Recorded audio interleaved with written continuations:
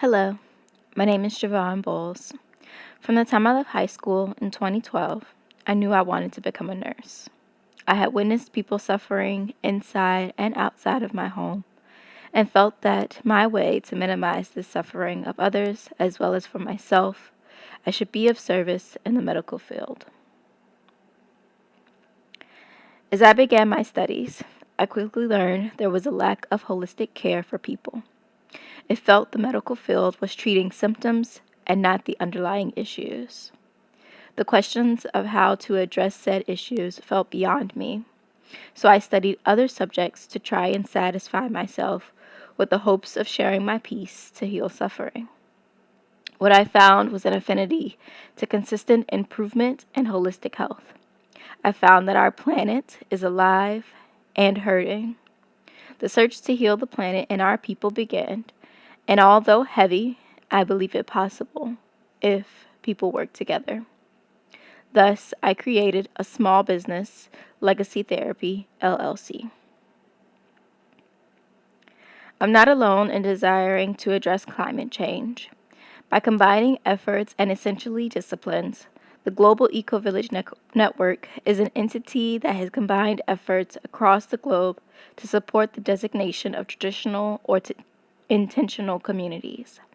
These communities are either created with residents that currently live in the area and want to implement indigenous wisdom with modern innovation, or a group of people that have shared values of sustainability. From my perspective, these disciplines are environmental studies, public policy, and urban planning.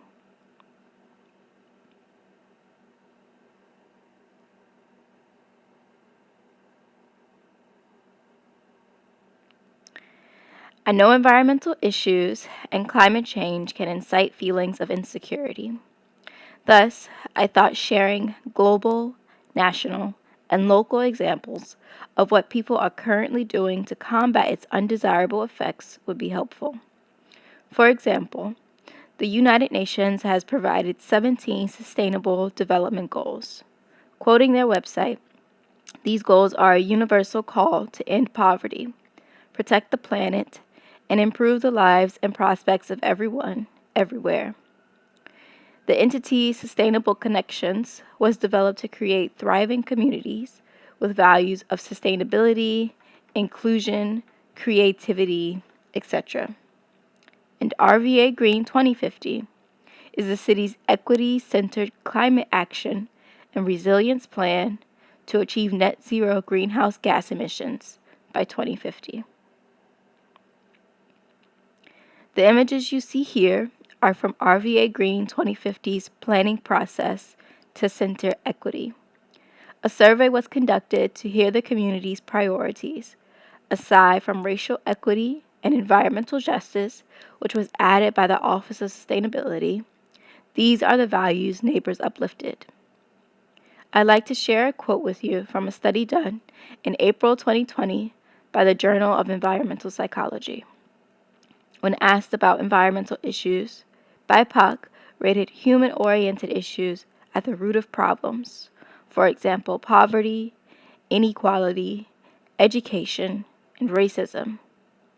Although both sets of values you see that are visually represented, and the quote, aim to highlight communities that have intentionally been excluded from environmental movements, it is worth recognizing they were still left in the margins. For example, it is a hope, not current reality, that more BIPOC will complete the RVA Green survey because its current results overrepresent non-BIPOC. This beckons the necessity for a whole picture response, not merely to alleviate the impending consequences of climate change, which, for that matter, causes are highly related to the dissonance of purchase, use, throw away without regard, fast-paced society of non-BIPOC.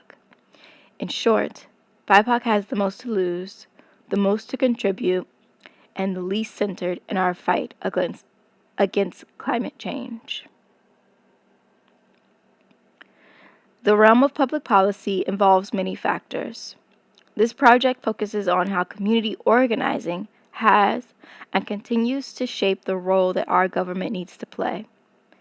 In 2015, the Social Issues and Policy Review Journal focused on the practice, research, and policy implications of community organizing. I quote the authors in stating that community organizing role is to build power for marginal groups to assert themselves in the decision-making process.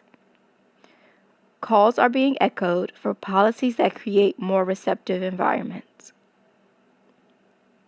I list the wellness wheel, Maslow's hierarchy, as a way to frame that people inherently search for balance and to focus on one element of someone's life, for example, the environment, is to ignore their other assets. I am fortunate to be a community advocate for a local nonprofit known as Virginia Community Voice. Our work focuses on the whole community and equipping our fellow marginalized neighbors to be agents of change by realizing their visions and preparing institutions to respond effectively. No dream is too big. Many are slowly waking up to these facts. Our city is no different. As you can see in the proposed budget for 2021, community development is second to last to receive financial support in the improvement of our city. It is common for education and public safety to take priority.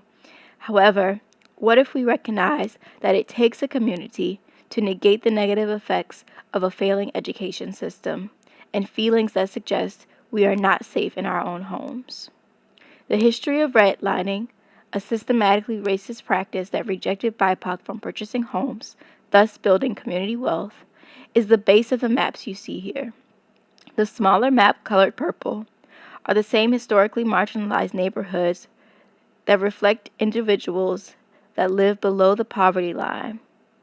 They are also BIPOC and have low food access.